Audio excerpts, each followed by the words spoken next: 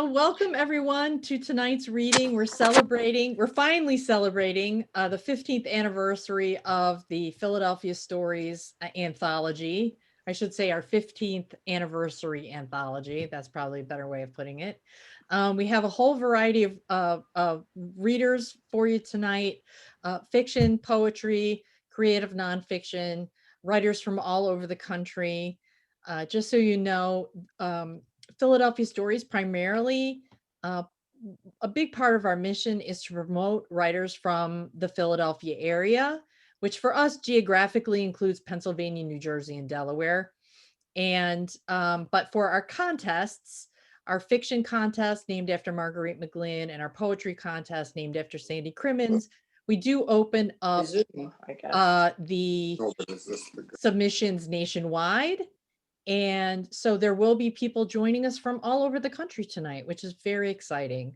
So without further ado, just a couple of things I'm going to ask. I did mention this earlier, but I'm going to mention it again. Please mute your microphone unless you are reading.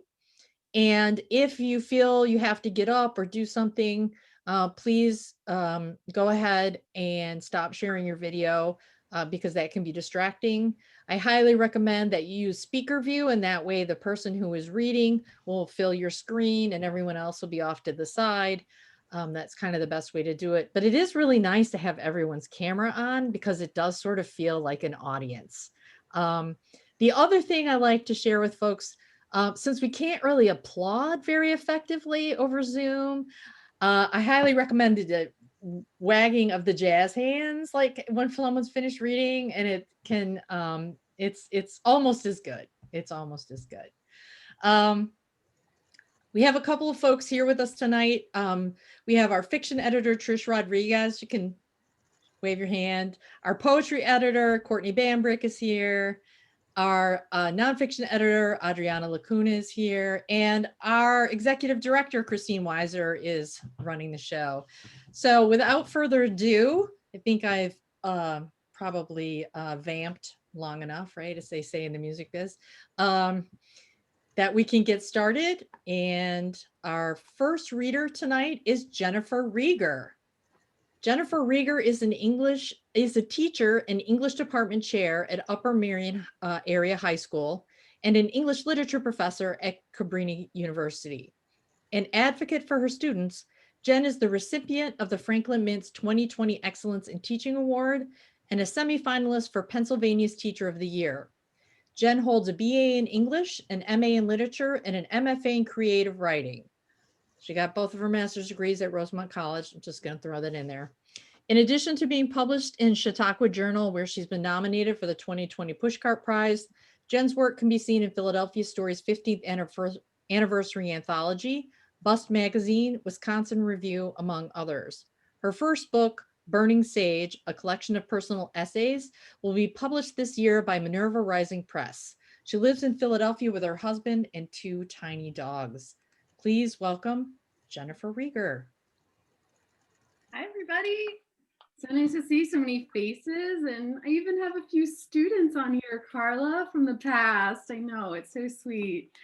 I'm going to be reading the fics from the anthology. I thought it was fitting maybe to read a teacher's story. I think that teachers are kind of taking a hard hit lately, and so I kind of wanted to dedicate this to all the teachers out there who absolutely adore their students. The fics. Nestled in the back corner of my classroom, perfectly adjacent to my much nicer high-back teacher chair, is a tattered blue office chair. Before the chair's sad and shabby state, it lived in my extra bedroom, a room I temporarily deemed an office while patiently awaiting a whitewashed cradle, changing table, and pastel rocker that were never needed. It's a comfortable swivel chair, cushioned and adjustable, with just the right give for teenagers rocking themselves into a state of peaceful, if somewhat resistant contentment. The chair has held students struggling with college essays and students fighting with parents. It's heard stories of learning disabilities, failing grades, unexpected A's, and unplanned pregnancies. The dingy armrests and faded upholstery have supported the most confident and most vulnerable, those reveling in their teenage years and those contending with them. But now I became a mother to many of the chair's inhabitants. Give me a kid whose problems I can solve with the skills of my English degrees, and I'll give you my new little project. Family struggling financially? Have a seat and let's open up a Google Doc. We're gonna have fun writing scholarship essays. First love break your heart? I have tissues, chocolate, and a free afternoon of grading procrastination. I hold their hands, wipe their tears from their eyes and snot from their faces, and I love them as my own. This is the side of teaching they don't tell you about, the side that makes the headaches, heartaches, and the dual caffeine wine addiction worth it. My own son, Evan, a grown man now, spent many childhood years watching me compose research papers, literary analyses, and later lesson plans in that very home office chair. He recently graduated from college with a degree in vocal performance, and he's trying to adjust to the life of a young, struggling artist. My husband, Ryan, and I, having had him at the oh so mature age of 19, sometimes wonder where this child came from. He was a funny little kid of intellect and creativity, but also possessed an introverted nature that embraced the adult world, dismissing childhood frivolities. Evan was a sweet little boy. I read everything to him, Mother Goose to Shakespeare. He'd climb onto my lap as I worked, sucking his pacifier, curling my hair with his fingers, and asked me to read what I was writing. Well, you see, Evan, once upon a time, there was an old king, King Lear, who really wanted people to tell him how great he was. I'd wink, and he'd go back to weaving his chubby fingers through my hair. My career progressed, and years seemed to merge along with many student faces. I devoted the majority of my time to them, whether it was helping with assignments, attending their games, or listening to their problems. At the age of 34, my window was closing. I knew if I wanted another baby, I couldn't wait. I read books, I talked to other mothers, and I went off the pill. But instead of a baby, doctors found a 10-pound tumor, a mass slowly taking over my body and destroying a decision that I had put off for some time. It hasn't been until recently, after turning 40, when I started pondering that closed window once again, paying attention to this older body, hearing the whispers I've tried to block out, aged eggs that I still possess, haunting me from the very ovaries I decided to keep when the surgeon took my uterus. I can hear them, small baby voices ticking off every hour, every day, every year, trying so hard to team up with some errant sperm. Those baby ghosts love to whisper, hypnotizing me every time I smell a newborn's head or look at Facebook posts of toddlers splashing in bathtubs and playing in pumpkin patches. But the truth is, those whispers are small echoes of a life that wasn't supposed to be, a life I unknowingly abandoned when I stepped foot into that classroom and used my time to start caring for other people's children. Those whispers taunt from some innate, ancestral, maybe even mystical place of wonder that surely I'll never understand. What I do understand is the transformative value, how to use those voices to repair others and bring meaning to my life. For every Chloe, every Anna, every Brian, every Andrew, and every Alex rocking in that blue chair, I have purpose. I am able to fix the naive transgressions of young motherhood with a kind of cosmic redo. I take their doubts, their pain, their love, and relish their comfort and happiness when I console and dole out advice. They hug me and thank me and tell me that I'm the one who fixed things, who got them through. I laugh. If only they knew. If only they knew that at night, when I contemplate all of my inevitable graduation goodbyes, all of my children who will leave me, I wind up curled in Ryan's arms. He strokes my hair and reminds me that I'm loved, that there will be other kids who need me, that this isn't the end.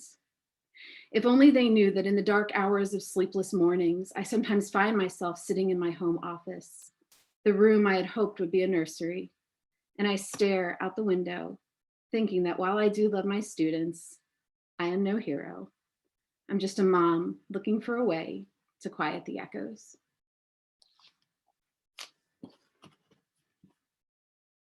Thanks, everybody.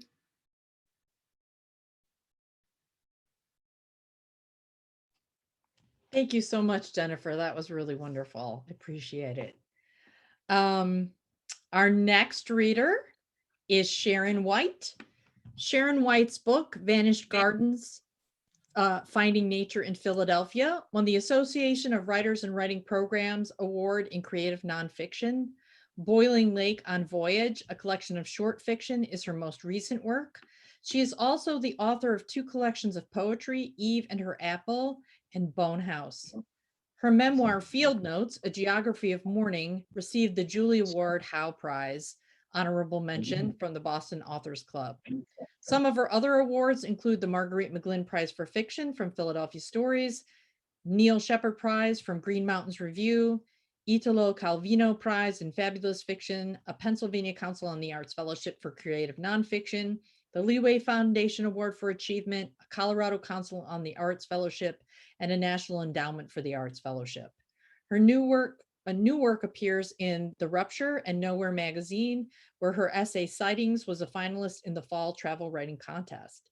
It will also appear in Diagram and in the anthology Slow Walking. Please welcome Sharon White.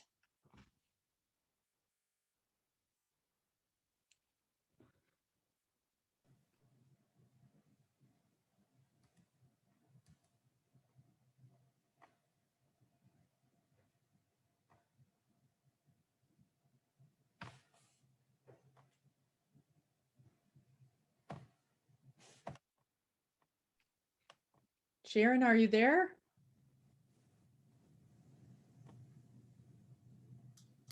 She was here. I know, I'm actually looking for her. I don't see her on the list now. Oh no. Well, do you want to go to the next reader? Maybe she just hadn't. Yeah, maybe there've been all these connectivity issues in Philadelphia today, so maybe her internet went out. So I apologize. I'm going to go to reader number 3. So thanks for being patient, everyone. Hopefully Sharon. Oh, she's back. Is she back? All right, Yeah, good. Excellent. Sharon. She's joining her audio. Okay. Technology. Still joining. Joining ellipses. Oh dear. Why don't you go to the next reader? She can, maybe we just flip them, but it looks like she might be having some trouble. Okay, very good. That's all right. So Rachel Howe is our next reader. Rachel is a grant writer for Temple University. She has taught writing at Rowan and Temple Universities, as well as the Community College of Philadelphia. She has also taught writing for Philadelphia Futures and local libraries and rec centers. Her work has been published in Philadelphia Stories, Not Your Mother's Breast Milk, Dark Matters, the Philadelphia City Paper, the Philadelphia Inquirer, and a variety of radio programs. Ms. Howe holds an MA in creative writing from Temple University. She lives in South Philadelphia with her partner and 4 children. Please welcome Rachel Howe. Thank you. And if I may say, today we also live with a dog as of this morning. So Congratulations. good news to share. So this is from the story that's included in the anthology. It's called When the Leaf Bug Bites, I'll Be Looking Out the Window at You Smoking in the Rain. It's about a couple looking down the barrel of divorce. The hotel called itself a resort. It had an indoor pool housed in a room so overpriced that all the white was yellowing. There was a game room with checkers and a pinball machine, a bar that actually played Frank Sinatra and only Frank Sinatra, no irony, the whole time we were there, and a swing set with a slide in the back.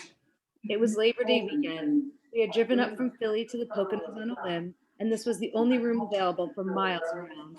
Our original plan had been to stay home Saturday and Monday and spend Sunday at the Jersey Shore with friends. At the last minute, Luke had suggested the mountains instead. I really preferred the beach, but I didn't say so. I was afraid it would lead to yet another fight and ruin the weekend. Our fights were usually about how I always had to get my own way. I just have to get out of the city, Liz, he'd said, and I had agreed. tired of looking at my grimy basement filled with mismatched toys and socks. But we both knew what we really meant was we have to get away from each other. There were a million things left unsaid between us in these days. We used to argue like all get out. There were broken glasses, spilled cans of paint, even a vacuum cleaner down the stairs one time. I still didn't have all the attachments, but we'd started to hold it together when the kids came. Luke was never a fan of direct expression. He preferred the silent treatment. And all my screaming just made me seem like the crazy one. So I started to pull it together too, to hold it together, to hold it in. And when Luke reached out for me, when his father died, when he got laid off from the bank, I was too busy holding myself in to reach back. In the morning, Henry captured a leaf bug on the balcony and brought it inside where it pinched him. Surprised, he dropped it and it floundered, panicked, around the synthetic brown-orange carpeting. It was still drizzling and fuzzy outside, but the sun was peeking through the clouds and beginning to burn off the blur. Henry ran back to the balcony to show Luke the drop of jeweled blood on his finger, and Luke let him lean against his leg a while, the smoke from his cigarette mixing with the rising mist. We had taken the kids to the pool as soon as we got to the place the day before. They drank in the chlorine like sugar and had emerged only for dinner, eyes red as potheads, drowsy and cranky from their efforts. Now they wanted to go back. Once they got in, I knew we'd never get them out. It looks like it's clearing up, I said. Let's hit the waterfall I was reading about last night. It should be really close by. Esme's knees started to buckle as she braced for her oncoming tantrum. No, Mommy, no. Come on, Liz, said Luke in his timbered voice that meant he was going to win and he knew it. They can go for a little while, can't they? It was a cool sound, an unworried sound, such a contrast to my clenched one whenever we had a standoff, which lately was every day. He sounded like he was flicking a cigarette away, and it turned my mind hot and red. The kids jumped on the bed, squealing. Luke was the good parent now, but I knew what would happen. I'd spend the day inhaling chlorine as my hair frizzed, while Luke watched TV in the room, smoked on the balcony, and made a quick appearance to dunk them in the pool, just as I would be about to lose my mind refereeing yet another fight over whose turn it was to wear the goggles. Meanwhile, the world outside would become beautiful and sunny, a perfect day for a late summer hike, and I'd have to watch it fade into pink from inside the peeling, steamy room. It's going to rain later, I tried in a practical voice. I think we should go now. I think we should go now. You know how they get once they start anything. Anyway, we can hit the pool when we get back before we leave. No, yelled the kids from the beds. Come on, Liz. Why do you always have to be such a hard ass? Now the wine crept into my throat, clawed at it like a little troll that lived in my larynx and had made its way up to my vocal cords. It wanted out. We drove all the way up here. We didn't go to the beach. I want to get out of this crappy place and see some goddamn waterfalls. I turned to the kids, trying to win them over. Who wants to see waterfalls with Mommy? No, they yelled in unison, the traitors. Swimming! But they were joyous, tossing their heads back, their hair flying in the air as they descended back to the mattress from the air, the rough sheets pooling at their feet. Daddy, Daddy, yelled Esme. Tell Mommy we want to go swimming. That's right. Mommy doesn't always have to get her way, right, guys? He looked at me as he said this. Yeah, Mommy always gets her way, Esme cried delightedly, punctuating each jump with a single word. But Henry, though he kept jumping, gave me a sad look, his eyes tender. I pinched my mouth into a smile for him, raising my eyebrows to show it was okay. He smiled back an unsure smile that broke my heart. I turned to look at Luke hard. Later, he announced, as soon as we get back from seeing the goddamn waterfalls.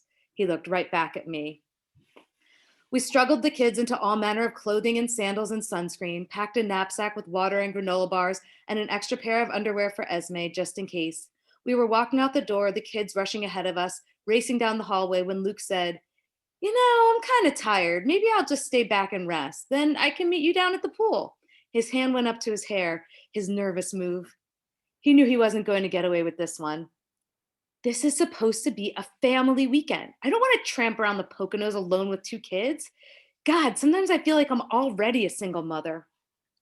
It was your idea to do this stupid hike, he shot back. It was your idea to come up here. Shh, he scolded. We were standing in the orange carpeted hallway. It wasn't even 8:30. I said it again in a whisper, the kind of yell whisper whose peaks are tinged with throaty anger. It was your fucking idea to come up here. I would have been very happy to go hang out with the Shermans and eat crabs and swim in the ocean. At least I would have had another adult to talk to. I turned away from him then and ran after the kids who were arguing over who could press the elevator's down button. I didn't even look behind to see if he followed. Thanks. Thank you so much. That was wonderful. I see Sharon White has rejoined us. So yay. So we'll have Sharon go ahead and read if she's ready. Are you good, Sharon? You need to unmute yourself, Sharon. My computer disconnected from Oh, no. the meeting. Yeah. Are you okay? You ready to? I'm plugged into the Ethernet right now. Okay, excellent. All right. So I won't reread Sharon's entire bio. Just know that Sharon was a winner of the Marguerite McGlynn Prize for Fiction, and she's published a lot. So I will, if you'd like to, you can find her work online. I did read your bio earlier, so I just want to hear you read, Sharon. So all right, thank you so much, and please welcome Sharon White. Thank you. I'm going to read the first very short chapter in the piece of writing that's in the anthology. And it's from a novel called Monato Sketches. And I actually have finished the novel now. So another of the pieces, the other piece I'll read is from farther on in the book. It's set in Tokyo. Gigi kept reading about how all the paper houses had burned. But as she came down out of the clouds, she saw shiny fields wet with a sheen of green water and the spiky hills she remembered. The villages were tucked into crevices between the islands of trees and rocks and fields. There were certainly paper houses hidden along the shining river and more folded in the curves and lumps of the hills. Long white birds announced their presence with their silence, and the squat bodies of cormorants raced down the dark rivers once she got to the city. Everything was different. The last few years replaced with concrete that somehow seemed more alive than she remembered, bending and curving above the canals. So the woman who told her about the fires in the city was right. The paper houses had vanished. In the morning, she watched as armies of pedestrians marched to work, their faces placid with sleep. One eyebrow raised here, another foot placed there. Such precision and pizzazz. Every now and then, someone would break rank and get a coffee at one of the cafes. Actually chasing you. She wants to love you. Folding and unfolding a paper, picking a white cup off the table and then putting it down.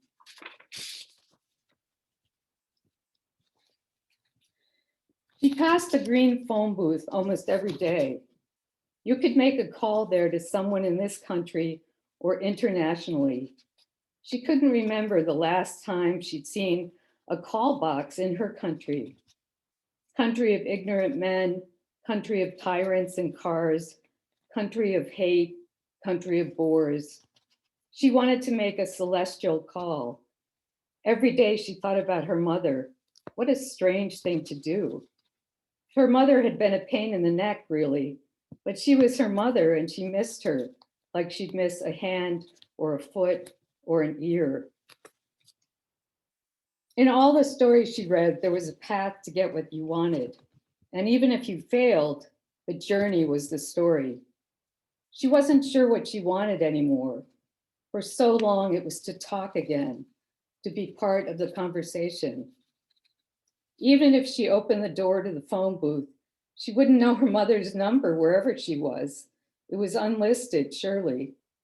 She passed a little girl with a pink hat as she walked away from the phone. She passed a man playing a song on a harmonica, something from a Broadway musical. She passed a little dog with soft pointed ears and bent to pet her. She's 6, her owner said. She was the first person Gigi had met on her walks who spoke English. She's so cute, Gigi said. She could feel the dog's bones through her shining fur. She missed her little white dog, the dog she loved above all else sometimes. She knew it was dangerous to love a dog like that. They had such short lives, but she was willing to chance the anguish she knew that was coming at some point for the love she felt at that moment. She passed a woman wearing orange shoes, walking 2 dogs on 2 leashes with bright orange booties. She passed the gray birds quarreling in the trees along the canal and a woman picking ripe berries from a raspberry bush, a basket on the path beside her. If she picked up the phone and heard her mother's voice, what would she say? There were so many things to tally up as mistakes or losses. But here she was in a country that had lost so much. Whole cities obliterated, wiped clean in the war. She opened the door and then closed it behind her. She picked up the phone, cool in her hand. It was like picking up a shell and putting it to her ear. She could hear the wind from her mother's voice. She could feel the waves rippling all through her. Thanks a lot. Thank you. Thank you so much, Sharon. I'm glad you were able to get back on and you were able to share that with us. It was beautiful. Thanks. And congratulations on finishing on your novel. That's wonderful. Thanks. Our next reader is Chad Frame.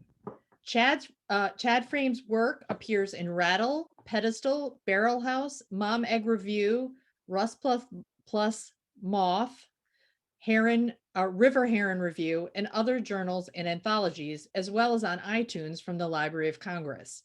He is the director of the Montgomery County Poet Laureate Program and a Poet Laureate Emeritus of Montgomery County, Pennsylvania.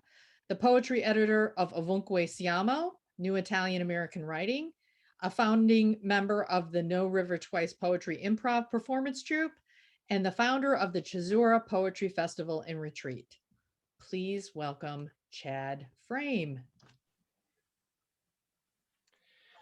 Thank you. All right, so I'm going to read all stuff that you guys have published. So I'll start with the 2019 Crimmins Contest issue. I have 2 here. All right, so I start on a super happy note. Why don't we do that? This is 9-year-old suicide in reverse.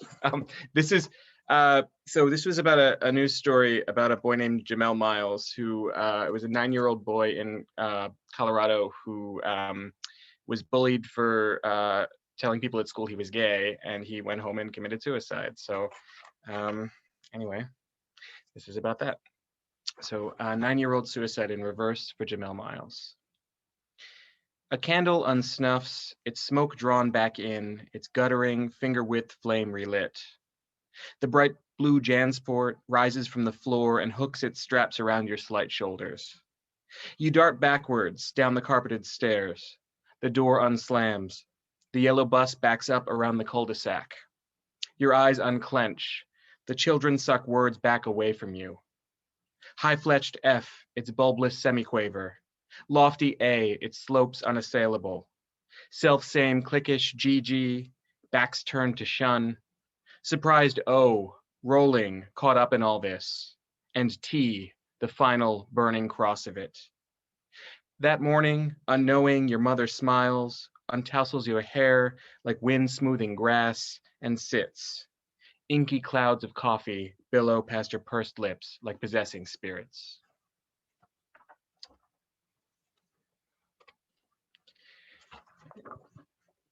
And this is Bruce from the same issue. Outside, it's scarcely my 16th winter, pacing the drive, unsure what's led here. Hours of typing, the heyday of dial-up chat rooms, a torso photo, a phone call to calm my jangling nerves. Me out the door, you on your way to pick me up. Only the sparse, dead trees, thinning hair on the hilltop scalp are watching when your car rattles to a stop.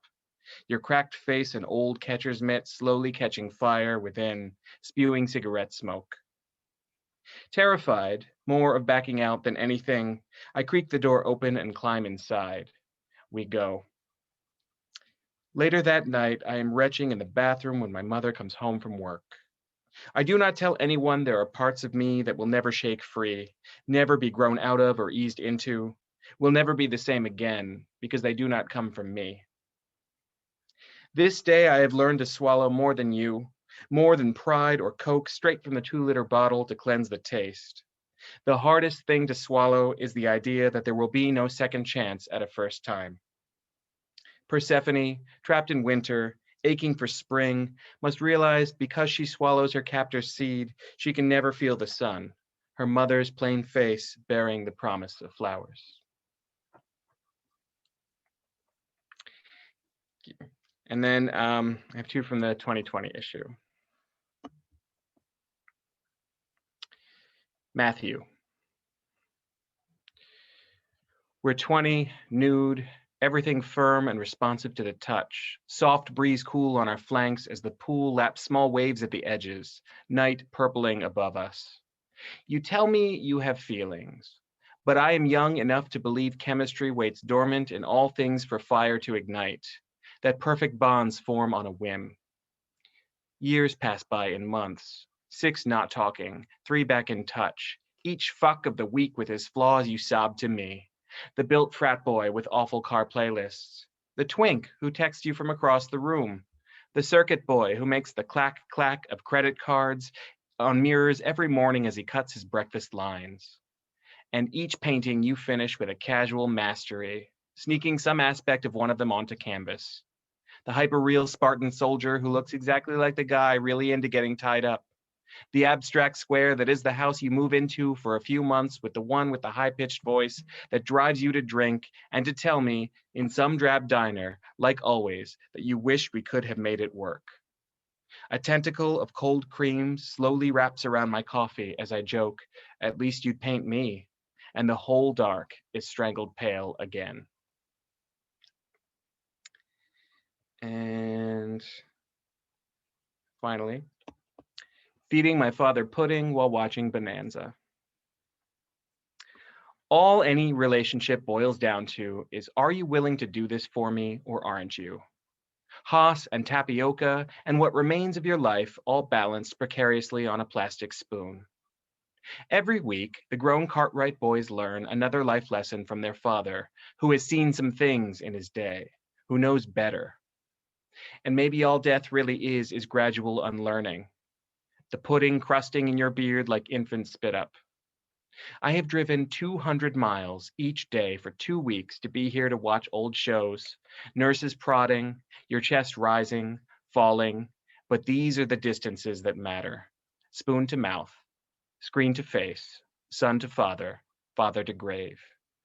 Your 1,000-yard stairs fixed vaguely on the wall-arm television where Michael Landon is falling in love with Bonnie Bedelia, and we know, half-century-old spoiler, that Haas dies off-screen because Dan Blocker dies off-screen from botched surgery. But it is enough to know the twangy theme is still playing, galloping into and out of the room, even when the spoon scrapes an empty cup, even when we pull the sheets all the way up. Thank you.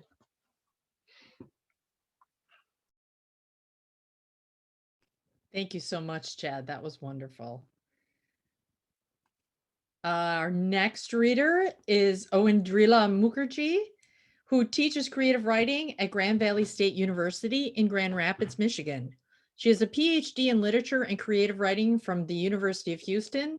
Her work has appeared in Kenyon Review Online, Colorado Review, the Greensboro Review, Salon, the Oxford Anthology of Bengali Literature, and elsewhere. She is currently finishing the edits on a novel set in India and the US. Please welcome Owen Drila.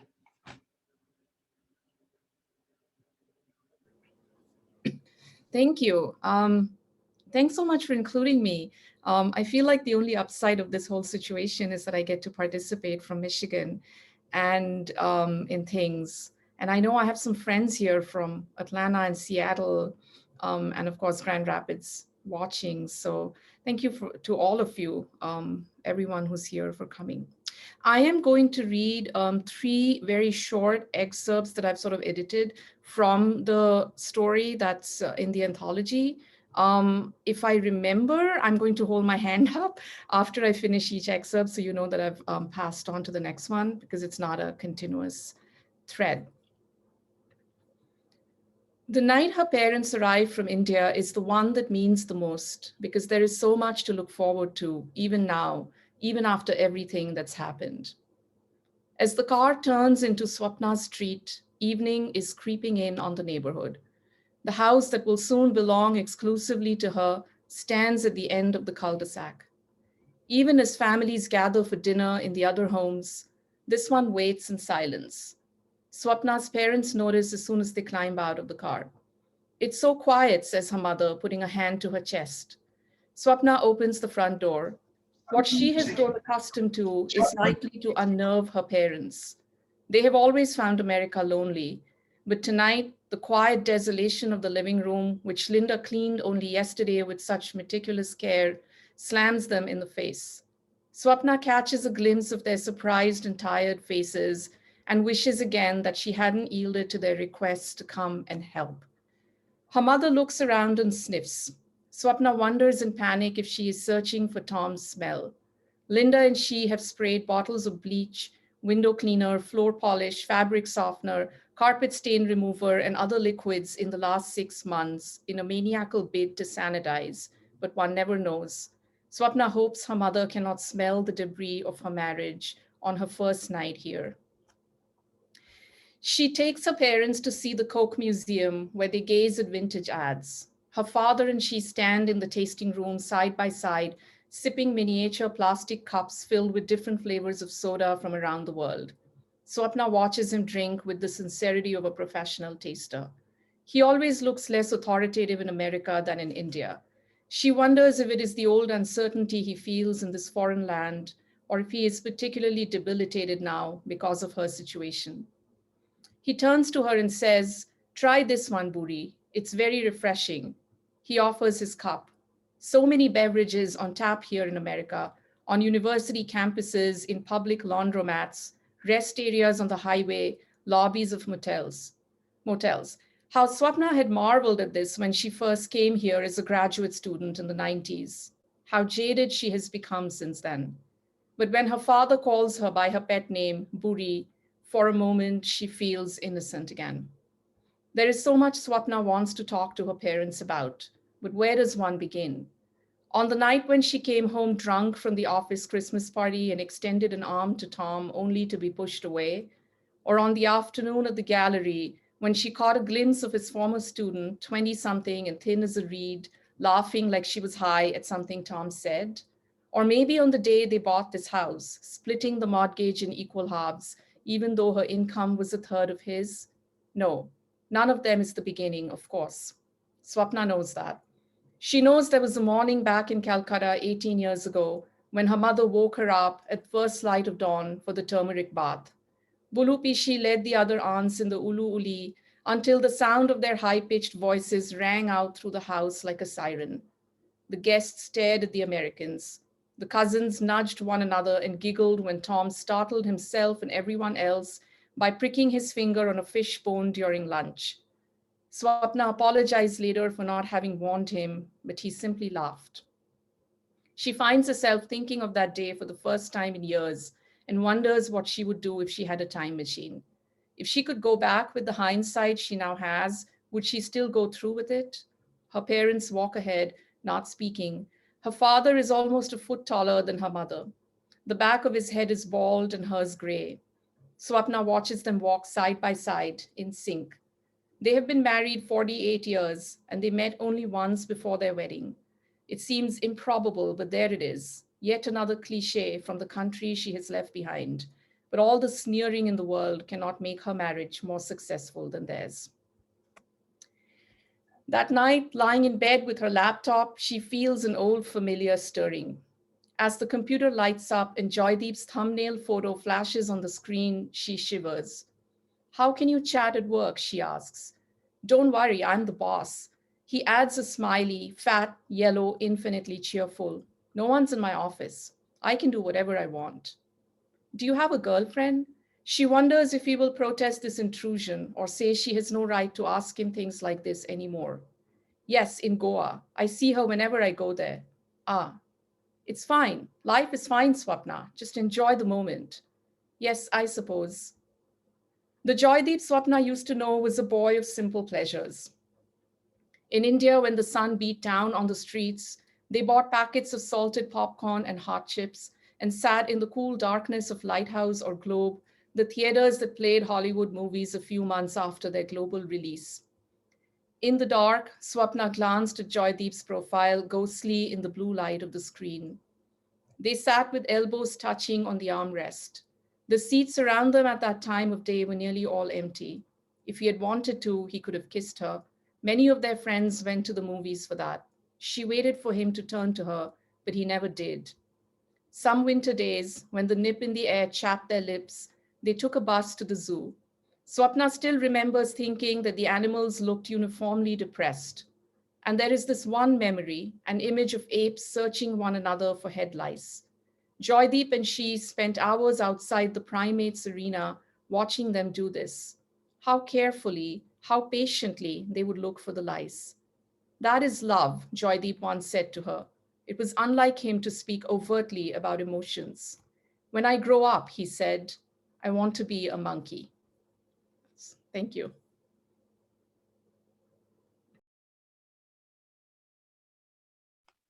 Thank you so much. That was wonderful. Our next reader is Kelly Mcqueen. Kelly's poetry has appeared recently in Best New Poets 2020, The Pinch, Painted Bride Quarterly, The Philadelphia Inquirer, Rogue Agent, and Spunk. He is the author of Velvet Rodeo, which won the Bloom Chapbook Poetry Prize, and he has been a Sewanee Tennessee Williams Scholar and a Lambda Literary Fellow. As a visual artist, Mcqueen has won prizes for the Barnes Foundation and the William Way LGBTQ Center, and his series of writer portraits appear as the cover illustration at Fjord's Review. His poetry and paintings have appeared in Philadelphia Stories. Please welcome Kelly Mcqueen. Thanks for having me here tonight. I'm going to read two poems. The first one is a love poem that was in Philadelphia Stories. It's called Thirst. From Mexico, I brought you a silver and red heart, a tin corazon to decorate our Christmas tree, and after a night in a luckless bar, El Gato Negro, a cocktail recipe. Tequila and grapefruit soda, paloma, the Spanish word for dove, the same pale name as the stubborn horse I rode through Guanajuato without you by my side. I don't know what I drank that other night, an even unluckier bar in Old San Miguel. Tecate, Negro Modelo, some other cheap local beer. La Cucaracha, the cockroach dive that would not die, where beats like Kerouac and Cassidy loved and fought, and where local drunkards sighed at my American jibes as Do Idiotos sized me up from the back wall. I missed you then, like I did this summer in Shanghai, on wild Nanjing Road drinking Heinekens with a Hawaiian named Billy, who never met a bottle of Baijiu he didn't like. It helped him chase hookers along the city's neon strip. Baijiu, rot gut Chinese white lightning distilled from sorghum, barley, or millet. One swig from Billy's tiny green bottle, and I quickly had my fill of it. Never brought any home from the trip, only stories of strange fruits, fried scorpions, whiskered fish, of the giant Buddhas carved from the Yungang grottos, of the ancient monastery clinging to the Hengshen cliffs. I climbed the Great Wall, sang karaoke in Pingyao, made a friend or two over a bottle of scotch, but for 3 weeks among strangers in dirty coal-burning country, it wasn't just blue sky I missed. On my way home, I bought you a bottle of Crown Royal from Toronto, duty-free and flavored with maple, because I like to imagine the sight of you in your boxers bringing pancakes to our breakfast table. Something new to slake your thirst, I said, handing the brown bottle over. You told me to add ice cubes and keep the drink simple. We'll call it a Mrs. Butterworth. These days, it seems I'm always returning from somewhere far off, even if it's just back to our conversation at the table. Our lives drink up the years, I want to say. They burn like a dragon, they sing like a dove. Don't hate me because I can't keep still and need to fill my cup up to the brim. I drink your heart right now if I could, even if it were silver and red and made of tin. And this next poem I'm going to read is from Best New Poets 2020. It's an ode to the moon called The Moon in Drag. Moon of hunger, moon of hope, moon of cold nights and telescopes, hunter's moon, low slung and blood orange, moon of fruit and moon of thorn, mother moon charming a fussy child, werewolf moon fighting an urge to go wild, pale thumbprint sugaring the afternoon solid blue, neon moon electrifying all the night through.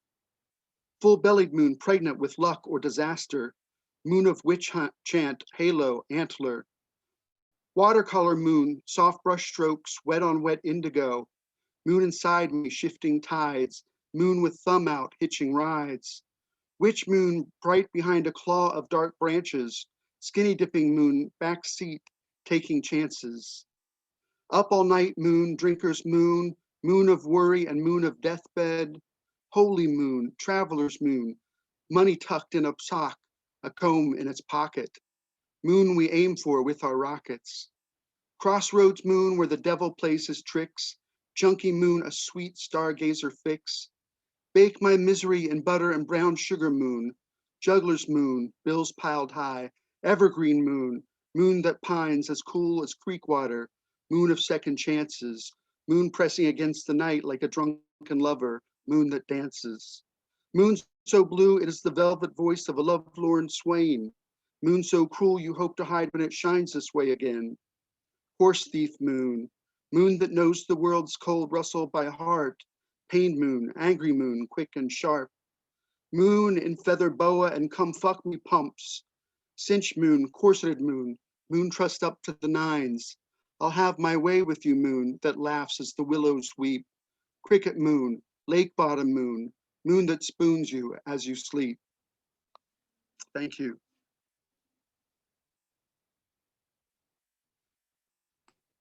Thanks, Kelly. That was wonderful. Our next reader is Curtis Smith. Curtis has published over 100 stories and essays. He is the author of 13 books. His most recent novel, The Magpie's Return, was released this past summer and was named a Kirkus Indie Pick of the Month.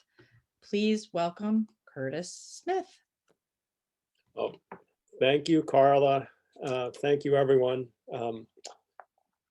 I am not reading from the anthology. My piece ran long, so I tried to find a story from a previous collection that kind of had the same vibe. So I hope this fits. It's called Twins. At birth, the boy's umbilical cord lassoed his sister's neck. The girl was born blue and cold. By the age of 10, she'd been asked to leave school.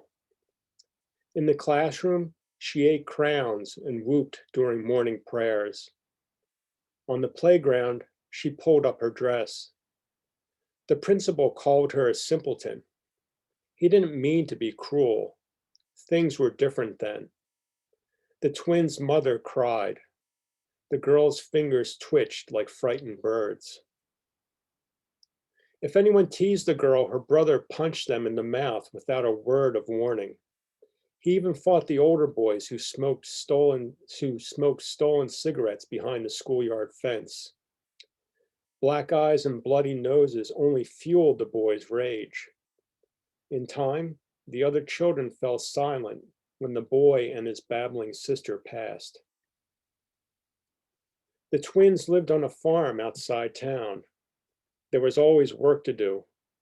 The boy often tied one end of a rope around his sister's waist and the other around his. She had a tendency to wander into the fields, down to the creek, called by voices her brother would never hear. The boy and his family would waste the rest of the day calling her name and stumbling through thistles or muddy fields or August's killing heat. When they found her, she'd study them with the eyes of a woken dreamer. The boy was angry when he learned he couldn't go to school the day before Christmas break. Their mother had to tend to a sick relative in town. The boy would stay home and mind his sister. The boy would miss his teacher's pecan cookies. He wouldn't get to unwrap the dime store whistles and tin cars she bought for her students. When their mother left, the boy cursed his sister. His sister made gurgling noises and stuck her fingers in her mouth. The boy called her the names that would have started a fight had anyone else said them. His sister stared. The boy cursed her a final time and crumbled into tears. His sister hugged him with her spit-wet hands and cooed her nonsense into his ear. The boy had been told to clean the loft. His sister followed him outside, but it was her brother who fetched and zipped her coat. She picked up the rope and handed it to him. He said no. She handed it to him again and smiled her lopsided smile. The boy sighed and knotted the rope around their waists. The boy climbed the loft ladder first. His sister followed. The dust lay thick on the floor's knotted planks.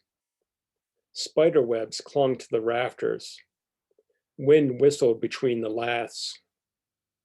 The boy's sister had climbed the ladder hundreds of times, but this morning, just as her face crested the loft's edge, she slipped. The tug slammed the boy to the floor. He skidded on his backside, the friction burning his skin. The beam that saved him from falling knocked the wind from his gut. He gazed over the edge. Suspended halfway between the loft and the floor, his sister twisted at the rope's end. She looked up, perplexed at first, then waved. The boy struggled to prop his feet against the beam. Hand over hand, he pulled her up. For every tug, the rope slipped a bit. His fingers blistered. His shoulders burned. Finally, her hands grasped the loft's floor. He reached out to her.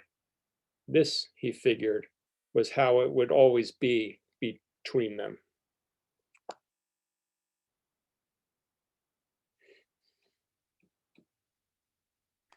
Thanks so much, Curtis.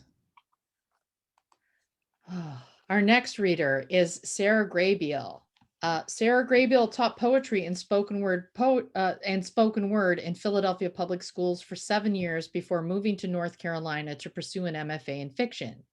She is currently an English lecturer at the University of North Carolina at Greensboro. Her work has been published in Moon City Review and Floating Bridge Review and is forthcoming in the Beloit Fiction Journal and the Rumpus. Please welcome Sarah Grabiel. Thank you. All right, so I have 3 very short flash fiction pieces for you tonight. They are not in the anthology.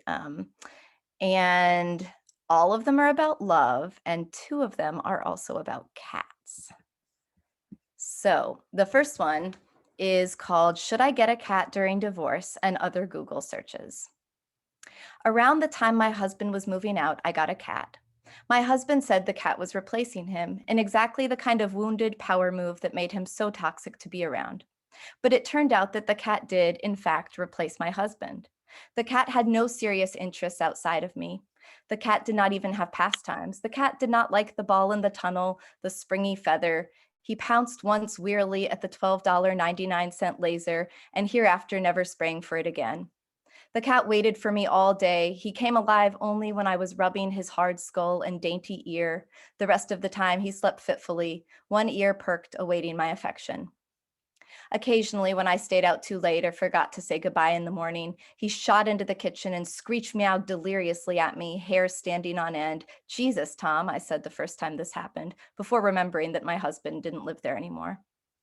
The cat did not ever apologize for his neediness or his insecurities.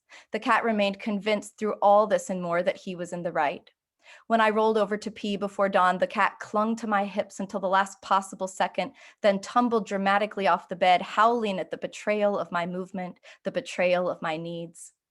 I wondered sometimes if my husband was coaching the cat from afar, if I should bring up this fear, this potential stalking issue in divorce proceedings.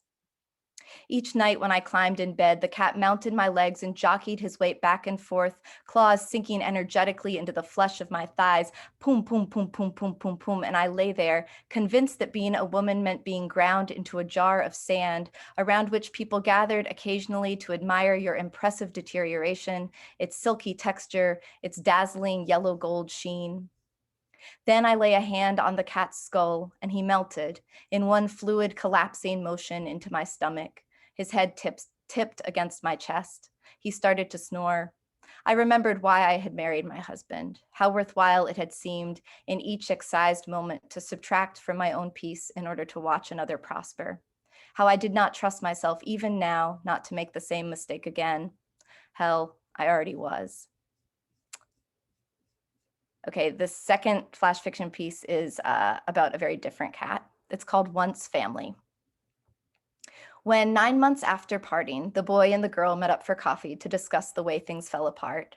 They somehow lost their focus and ended up talking instead about the cat, how she crept into their lives on a cold October night, how they took her in and nursed her to health and caressed her daily, how on the April day they moved out, she sat in the middle of the mattress long after the paintings were taken down and the bedspread was packed away and the bed itself had been cleared out from underneath.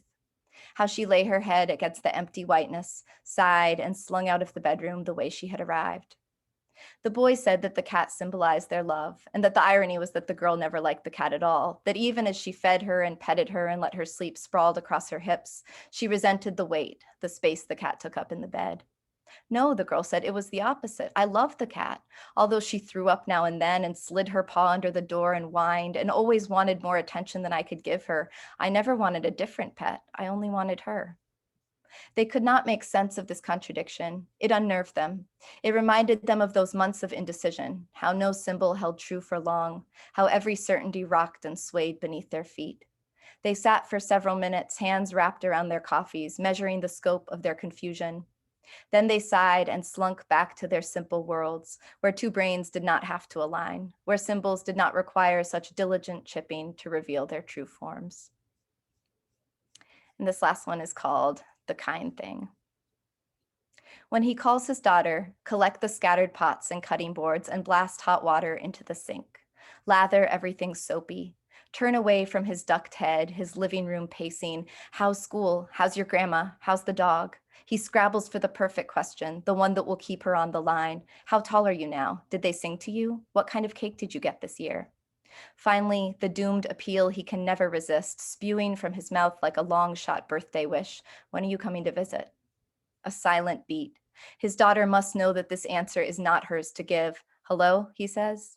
Even from the kitchen beneath the fierce spray of dishwater, you hear the long, sad shout like a train rising from the tunnel of his phone. And he grabs his cigarettes, the front door bangs behind him. The newly 10-year-old's birthday moves to the back burner to make room for the same old fight. It's best not to listen, so stack dishes briskly, crowd dinner into the microwave, call your son to the table to eat.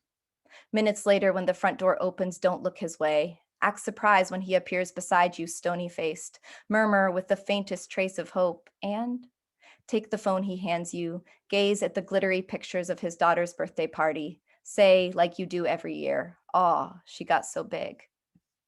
After dinner, when your son is in the bath, let him talk about the bitch who wants to keep his daughter from him. Let him say she makes it all about the money. Let him say she brainwashed my daughter. Put your palm on his knee, which shakes against the floor. Think of the broken and breaking pieces of him.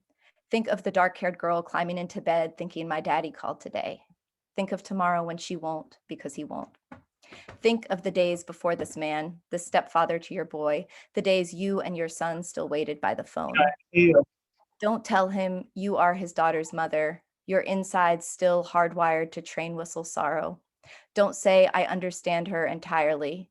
Don't say, no one makes it about the money until they have to. Don't say, I feel her rage, her tired, fed up, hungry, mournful rage in my bones. Late at night, don't look at his phone still on the counter. If you do, you'll see his call log registering 11 minutes and 9 seconds, all the time he's spoken to his daughter in a year. Watch him outside, pacing again, heaving grief-filled breaths into the night. It always ends this way, though the kind thing is not to say so. The man alone with the final word, the woman with the child. Thank you.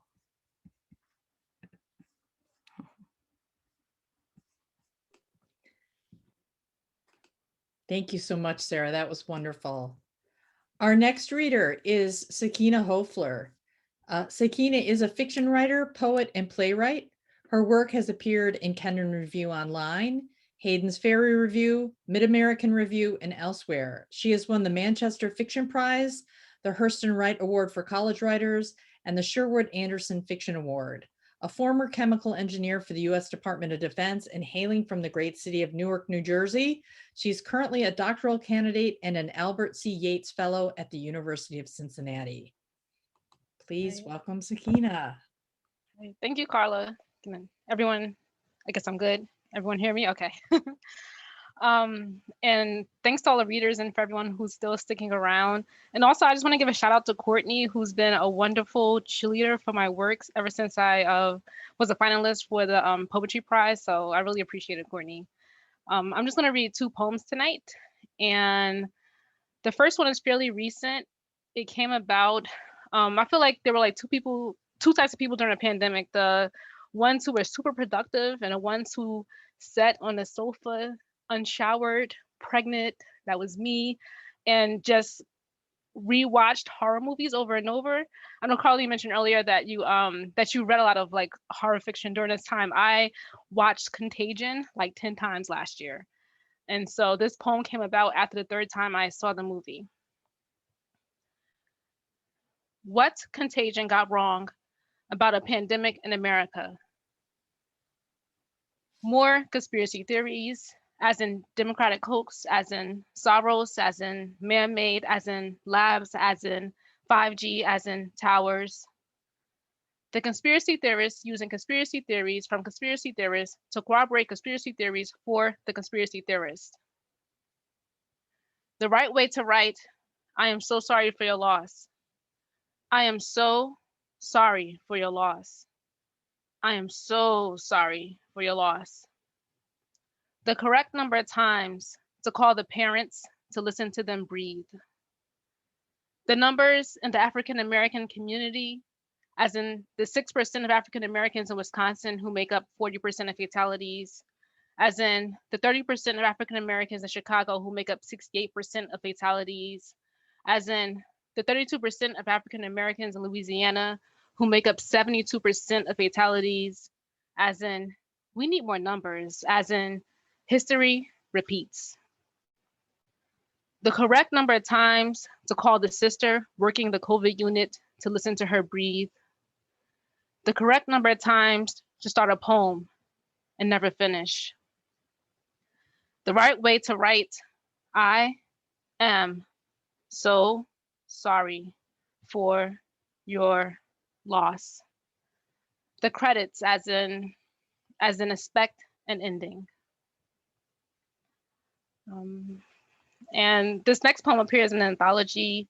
And the only thing you need to know is that naps means kinky or nappy hair, not the type of naps that we sleep with. All right, and this is called, and also thank you, Drila, for selecting this as a finalist.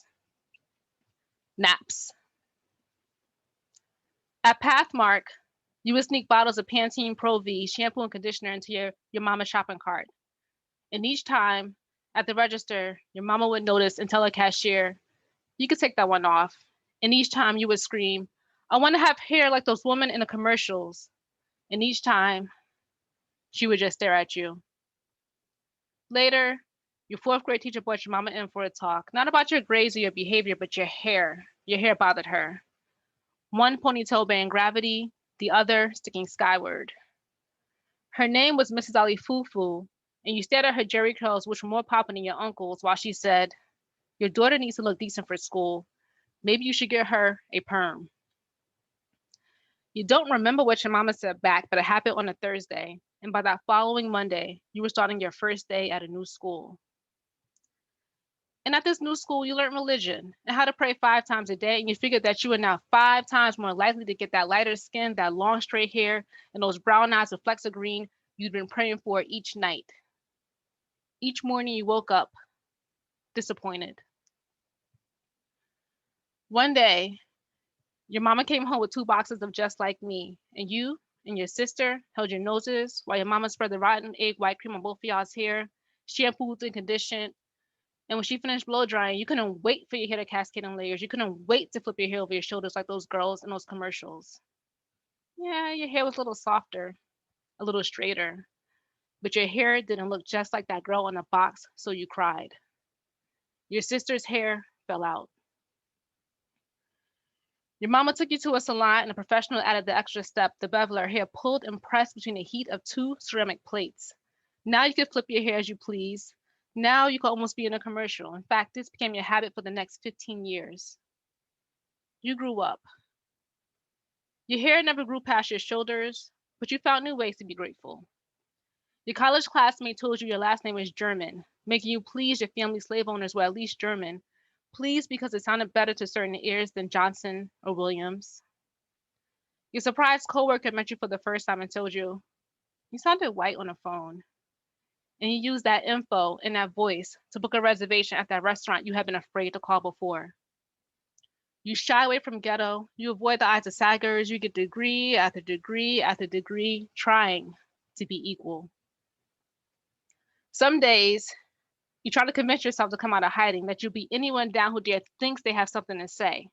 In fact, there's a proud photo of you in the first incarnation of the Black Girls Rock t-shirt with a arm around your Guyanese neighbor, and that photo gets more likes than any subsequent photo. Some days you're like, hell yeah, bitches. My black is beautiful. Most days though, you pull out a scarf and you cover your hair. Thank you.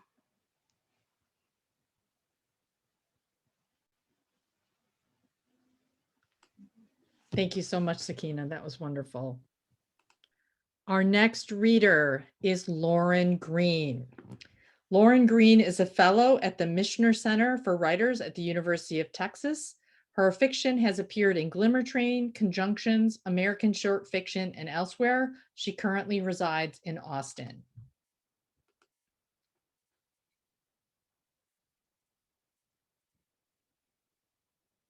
Is Lauren here? Did we lose Lauren?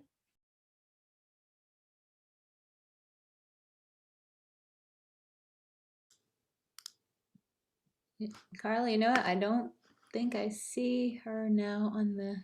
I don't either. There are a few nameless names.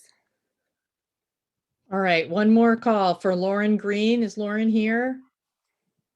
You know, I don't know that I saw her come in earlier either. Okay, maybe we just missed that. I apologize, folks. All right, we'll go to our final reader of the night, Cara Petrovic. Cara is 25 years old and is currently living in Toronto, Ontario. Their father lives in Philadelphia and they are in love with the scene. They have been writing since they were 8 years old and in the last 3 years have published 3 collections of poetry. The message they try to share with their writing is authenticity and rawness, the reality we often shy away from. Please welcome Cara. Hi. Hi, I don't want to look at myself, so I'm just moving to the other view. Thank you so much for having me here tonight. It feels like an honor to be here with all these other talented writers. It was great listening to everyone read. I know I kind of blew up in the chat with comments. This piece is the piece that was published for Philadelphia Stories. It's called Seeming, and it's about my relationship with my mother and how it ties into my relationship with mental illness. So it's not really a bright read, but just a fair warning. Okay. My mother holds me down, her hands locked around my wrists as I'm screaming, writhing in pain. It is midnight or sometime after. The fluorescent lights of my room feel too bright. They burn against my skin, cursed with hypersensitivity. I can hear my mother cooing at me, gently whispering, "It is time to stop. Covered in cold sweat, my skin is slick and my hair sticks to my forehead. This is a snapshot of my life at its lowest, which happens more often than I care to admit. It is a panic attack or something similar. Some days I cannot tell the difference. Yet, with unyielding patience, my mother hears my screams and we go into our usual song and dance, where my hands are scratching at my skin as if I were digging for gold, and her hands are petting my head, snaking their way around my body to make me still. My mother never really understood mental illness, not when it first crept into my bed and made itself a home. She thought I was attention seeking, the youngest child tired of raising their voice just to be heard, that this was the newest of my attempts to gain her affection. My mother thought she could shake it out of me, that if she grabbed me by the shoulders enough times or slapped me across the face hard enough, I would snap out of it and be the child she had envisioned. I am 22 years old now and I have a cornucopia of diagnoses, all of which seem to be trying to outdo the other. In my youth, I was a lost soul, to put it kindly. A fire raged in my chest while a demon followed my every footstep. I was enamored with death. If death was a man with sickly gray skin and bones for fingers, he followed me throughout my adolescence, before I even knew how to correctly spell suicide. At 12 years old, I would write notes to my mother and leave them on the threshold of her bedroom, apologizing for being the way that I was, stating I knew she would be better if I was dead. I would watch her read these notes hidden behind the pillars in the house. With a scoff of a laugh accompanied by a quick roll of her eyes, it was her staple response to my behavior, and she would crumple the paper up. To her, this was a cry for attention, and I suppose in some way it was. It was also a cry for help, one she would make me wait several years to receive. Meanwhile, I played surgeon with myself. I seemed to believe that if I cut deep enough, I could find the source of my sickness and remove it from my skin. Since I had to eradicate this on my own, I had to navigate without a sense of direction. I would lock myself in my room and map out the corners of my brain, go hunting in the depths of my subconscious to try and locate the cause of my misery. At the dollar store, I would buy razors, take them home and break apart the safety barriers. I would mark up my arms, my legs, my stomach. I experimented at first, marking X's all over my skin, but it quickly became methodical lines, and each new session, I challenged myself to dig even deeper. A therapist once told me that the pain I carry is liquid gold, and it fills up the cracks inside of me and creates a new work of art each time. I stare at my pain and try to see the beauty in it, in its curves and twists, the knots in my forearms and the scars on my body.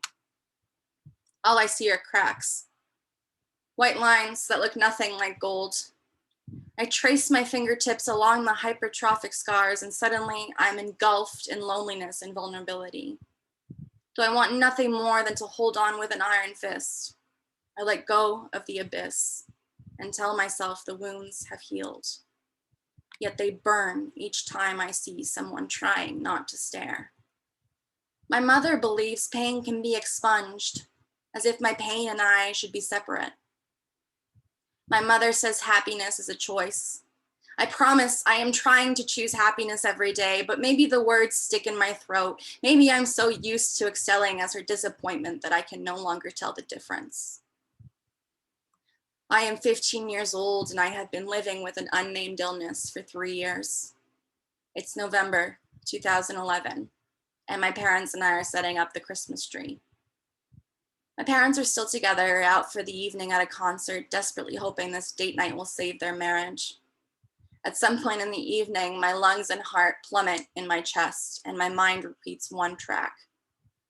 I sneak into my parents' bedroom and find my father's sleeping pills I had stumbled upon several weeks prior. I read the label with care, noting all the warnings. Do not operate machinery. Take with food. Do not consume with alcohol. Do not consume with alcohol. Before I know it, I'm standing in front of the liquor cabinet, 26 pills in hand. I look through the options and settle on the one with the highest alcohol content, tequila. I down the pills, chase them with the tequila in seconds. The alcohol burns my throat, my body contorts in protests, and I shiver as it enters my stomach.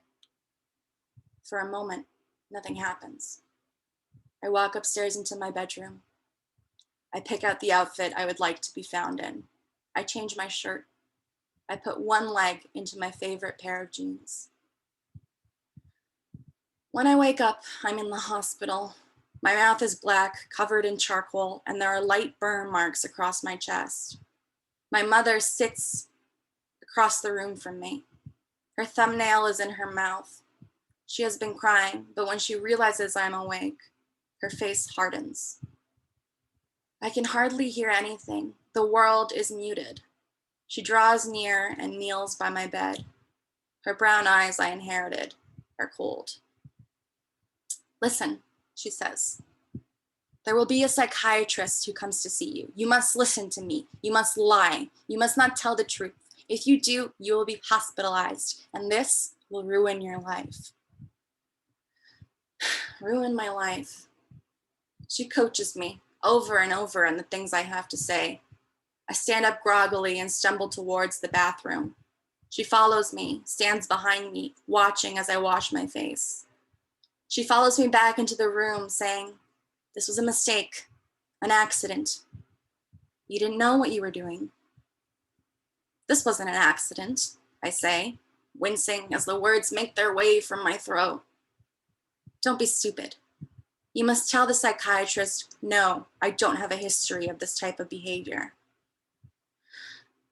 When the psychiatrist visits me the following day, I say, "I made a mistake. It was an accident. I didn't know what I was doing." I answer, "No, I don't have a history of this type of behavior." When my 24 hours are up, I am released, and the next day I go to school as if I hadn't just died 2 days prior. This becomes a standard play for us. The following year, I make the same attempt. I steal painkillers, head to the liquor cabinet, and swallow tequila. Again, I wake up in the hospital and follow the same script. When it happens again and again and again, we eventually manage to avoid going to the hospital, and it is my mother's turn to play doctor. As she wraps gauze around my wrists when I am 17 years old, her lips in a hard line, though the rest of her face has softened over the years, I note her expertise. It has always been second nature to her, healing my physical wounds in the ways she could not mend the disorders in my mind. Somewhere along the way, without much notice or declaration, everything changes. I have moved out and I am living an hour's drive away. We see each other on weekends. Some weekends I skip. I ignore my mother's messages, her phone calls, and the more I do, the more they increase in frequency. But no longer does she look at me with disdain. On this visit, I am 19 years old, sitting on the porch and smoking a cigarette with my mother. Even when we are the same, both smokers, we are different. She smokes thin sticks, I smoke hundreds. She asks, "How are you doing?" I say, "Better than I have in years." I look toward the setting sun as she flinches. I flick my cigarette away. The conversation is strained, painful, and I'm checking my phone at 5-minute intervals, waiting for when I can take my train to a home that is no longer with her. She sends me care packages, tells me not to worry so much, kisses my forehead. And I realize this is the most attention I have gotten from her in years. Except now I think I no longer need it. I am independent, grown, away from her. I am eating healthy, sleeping well, saving money. For all intents and purposes, I am well and stable. But I am not cured. The illness returns. I find myself coming home more and more. My mother welcomes this. We have a family dinner every Sunday, just the two of us, and I can see the happiness etched into her face. I feel her warmth for the first time in years, and I suddenly begin to loathe when it is time for me to return to my house. At the end of the year, I move back home and nestle myself into her. She calls me baby and reminds me that the world is not my enemy, and neither is my mind. I realize then that finally, neither is she. My mother never understood mental illness, no, but she grew to accept me. We had lived in parallel, traveling in the same direction, never once touching. In the years that followed my first splitting of skin, I learned to come to terms with my mind. My dark inclinations left shadowy traces on me that I have filled with gold. My body is a work of art I cherish, each mark a reminder not of my lowest, but of what I had survived. I fell out of love with my own melancholy. In ways unclear to me, my mother did the same. My mother holds me down. After a few minutes, my breathing evens out and my tears dry themselves on my face. That night, we sleep together, cocooned around each other and still.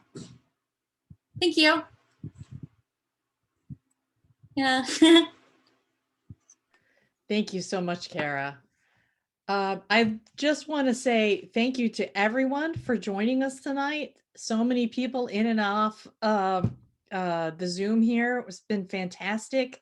And to have so many wonderful readers represent Philadelphia Stories is really, I know, a big thrill and an honor for Christine and I and all the editors at the magazine. You know, you are the reason why we do what we do, and we're really proud to be able to present you in this kind of forum. So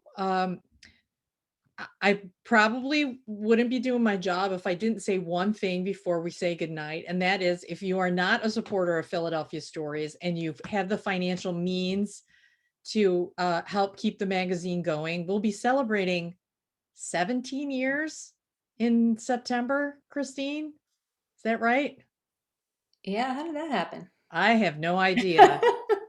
But soon, next thing you know, it'll be 20 years and we'll be probably put out another anthology. But we know times are tough and we know things are hard for a lot of people right now. And we really, really appreciate that. And if you are in a position where you can support organizations like Philadelphia Stories, we would very much appreciate it. I don't know what else to say. I'm going to stop talking. This was just really wonderful. Thank you so much for sharing all your work with us and with the greater Philadelphia community. And let's give one more round of jazz hands to all of our fabulous readers and each other. And you guys are wonderful. So thank you all.